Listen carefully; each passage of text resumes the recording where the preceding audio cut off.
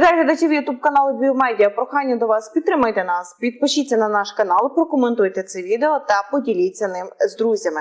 До нашого ефіру доєднується Володимир Фесенко, політолог, голова правління Центру прикладних політичних досліджень Пента. Пане Володимире, слава Україні, моє шанування. Пане Володимире, виглядає так, що маємо нового посла у Великій Британії. Ним став колишній головнокомандувач Валерій Залужний. Принаймні його ім'я назвав президент України Володимир Зеленський, що погодив кандидатуру Залужного на цю дипломатичну місію. Як ви це оцінюєте, що скажете? По-перше, нема ще призначення, і указу президента немає. Є коментар, заява МЗС України про узгодження кандидатури. І це якраз в повній відповідності до дипломатичної процедури. Є суперечки, чи треба було оприлюднювати це заздалегідь ще до призначення, до відповіді Великобританії.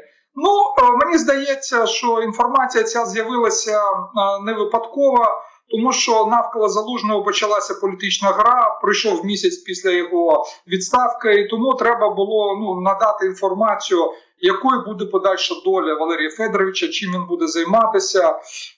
Тому, на мій погляд, я не фахівець по міжнародному праву, по дипломатичним процедурам. На мій погляд, порушення немає. Дійсно, скажімо так, нема такої традиції оприлюднювати заздалегідь інформацію про те, що є намір призначити послом конкретну людину. Офіційно така інформація з'являється. Чому вона з'явилася 7 березня? Я не виключаю, що це відбулося ще й тому, що якраз в цей день була зустріч президента України з міністром оборони Великобританії. Я не виключаю, що там це питання теж обговорювалося. І плюс наші внутрішні обставини. Тому вирішили заздалегідь оголосити цю інформацію. А поки що по процедурі зараз є запит до Великобританії, так званий агріман.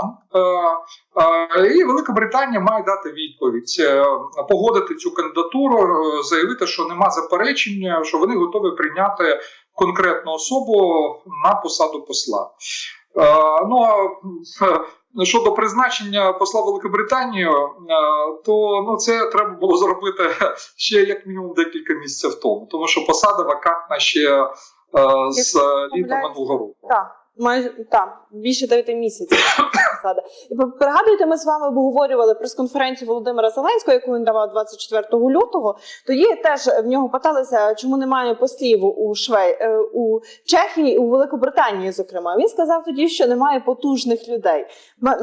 Не 2 тижнів не минуло, як вже названо Залужного потужною людиною. Якщо вже перефразувати президента України, його відправляють у Велику Британію. Але тут я просто дивлюся, що несеться по соціальних мережах, як на це реагують люди і сприймають це ледь як не заслання. Дивіться, щодо заслання, якщо б його призначили послом в Ефіопію, я знаю, там кудись в Латинську Америку, я не знаю, в Гвінею-Біссау, країн таких багато, тоді це б сприймалося точно як заслання. Але його призначають послом в Велику Британію. Дивіться, колишній посол Пристайко, він був до призначення міністром закордонних справ України. Міністром був. І це завжди в дипломатичній ієрархії посада посла Великобританії, як і посада посла в США, одна з головних, одна з ключових. Зараз і посада посла в Німеччині і так далі. Тому що йдеться про наших головних партнерів. Крім того, що треба розуміти? Чому я категорично заперечую, що це заслання? Тому що Лондон – одна з світових столиць. Це столиця світової політики. Разом з Вашингтоном, Нью-Йорком, Берліном. Лондон – одна з світових столиць. По концентрації різних установ, міжнародних, політичних, мас-медіа глобальних. Простий приклад наведу. Валерій Федорович Залужний став відомою людиною за кордоном, ну, не тільки завдяки війні, а завдяки тому, що він був головнокомандуючим Збройних сил України, завдяки, зокрема, своїм колонкам в виданні The Economist. Ну і я ж додам, якщо я не помиляюсь, він має оцей перехідний імідж королеви Британії як військову нагороду за доблесну службу. Так обирають найкращих військовослужбовців країни. Це так. Ну, я кажу просто про те, що редакція The Economist, Guardian, і що ціла низка відомих авторитетних глобальних мас-медіа знаходиться в Лондоні. Я думаю, що буде черга журналістів і різних установ, наприклад, Chatham House, там Лондонська школа економіки, багато чого іншого. Да. І це просто такий майданчик для отримання досвіду, нового, політичного, міжнародного досвіду для Валерія Федоровича. До речі, зазначу, він в 2020 році закінчив магістеріум Острозької академії за фахом міжнародні відносини. Тобто у нього інтерес до міжнародних відносин був. На мій погляд, головне в цьому призначенні те, що держава не розкидається такими цінними кадрами, як Валерій Федорович Залужний, а намагається його використати. Да, зараз він опинився поза лавами ЗСУ, але якраз його призначення послом Великобританію – це дійсно таке потужне призначення. От ви сказали про потужну людину. Це дійсно дуже потужна фігура, і вона адекватна нашому формату співпраці з Великобританією. Тому що от ми якраз в січні підписали договір про безпекову співпрацю з Великобританією, і саме співпраця в сфері оборони і безпеки є головним напрямом наших двосторонніх відносин. І логічно, що колишній очільник ЗСУ буде представляти нашу країну, його там добре знають. У нього є свої стосунки з деякими британськими військовими. І я думаю, що він коло своїх міжнародних зв'язків тільки може розширити Великобританії, можливо, і не тільки Великобританії. Тому я думаю, що це призначення достатньо логічно. Це краще, ніж він залишився б без роботи в якомусь невизначеному стані. А так, і держава його зможе використати на важливому напрямі і для нашої оборони, зокрема.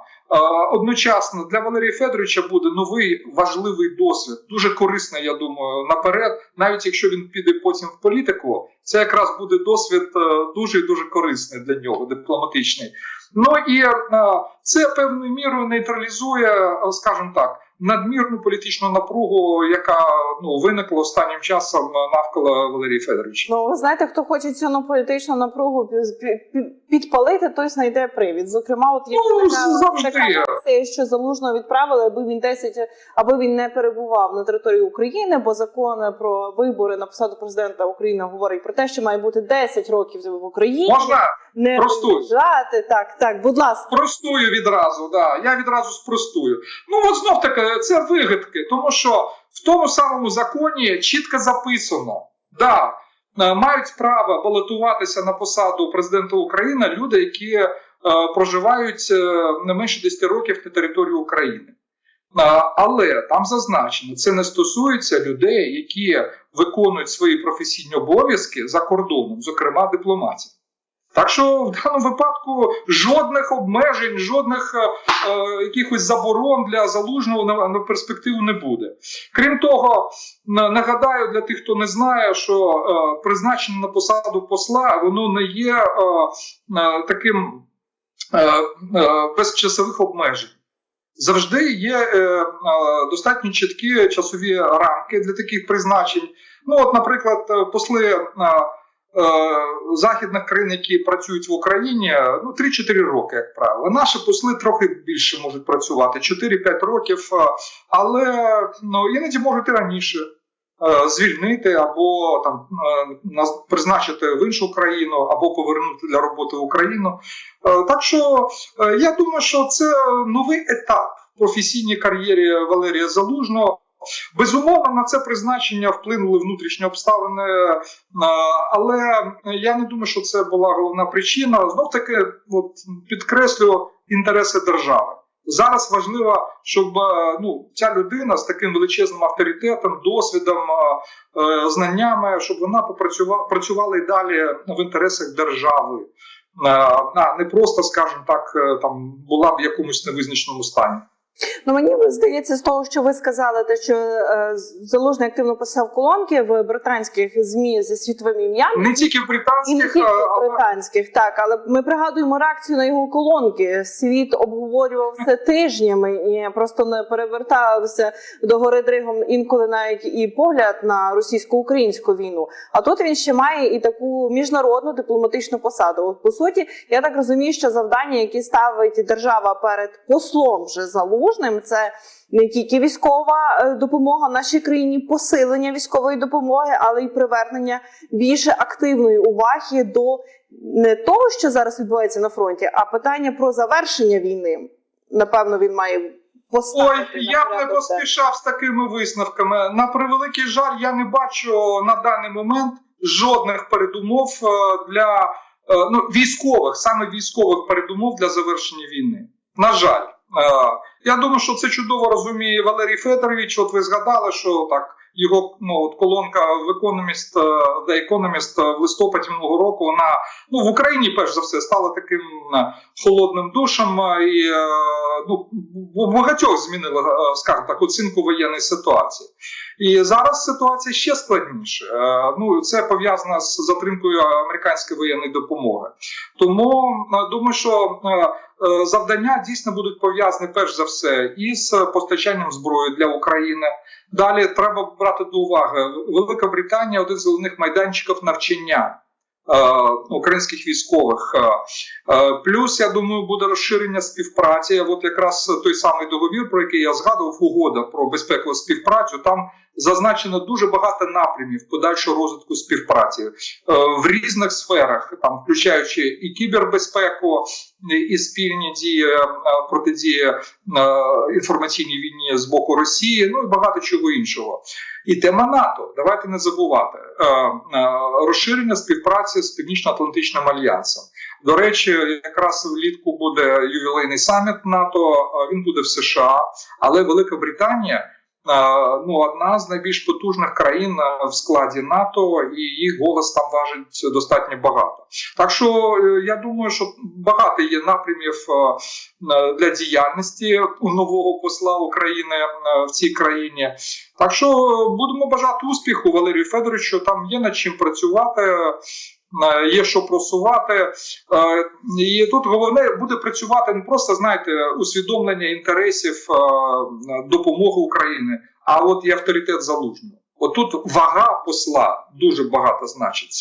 Так що в цьому сенсі те, з чого ви почали, про потужну фігуру, в даному випадку, дійсно, цей чинник буде працювати. Так, ви рахуєте, що це бойовий генерал, який зупинив Другу армію світу. Можна сказати, розбив, обезголовив Другу армію світу і своєю майстерністю звільнив частину територій. Як би там не було. Не тільки він. Не тільки він, але й команда, так? Але він уособлює десь ці... Українські Збройні Сили, але, безумовно, його авторитет, от як головнокомандувача ЗСУ, і,